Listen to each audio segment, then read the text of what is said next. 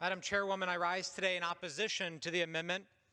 This amendment would strike a critical provision of H.R. 1 that cracks down on organizations that are flooding our elections with dark money. In the 2018 cycle, $150 million was spent by groups that did not have to disclose their donors. Voters had no idea who was spending this money to influence their vote.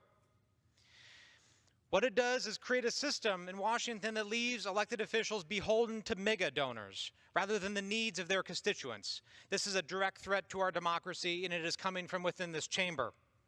This is a problem that is only getting worse.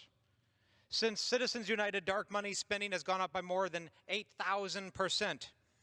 Part of the problem is the law isn't being enforced. Some so-called social welfare organizations are devoting too much of their time to political activity, and yet they are allowed a tax-exempt status and don't have to disclose their donors.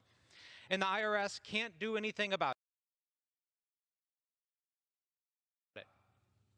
We must allow the IRS to move forward on their 2013 rule to define acceptable levels of political activity by these organizations. This will create a clear standard.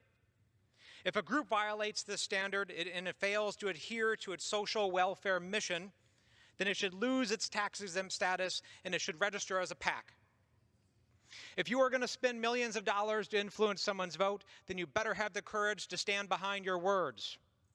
Instead, mega donors have taken advantage of a loophole that allows them to donate to tax-exempt welfare organizations while hiding their identities. All Americans should care about the abuse of social welfare organizations. It undermines the sanctity of so many other valuable and necessary organizations. So let's be clear about what's happening here. This amendment serves one purpose: to hide mega donor support for campaigns. So let's pull back the curtain and let Americans see who is really behind those negative ads. Thank you, Madam Chairwoman. I reserve the remainder of my time.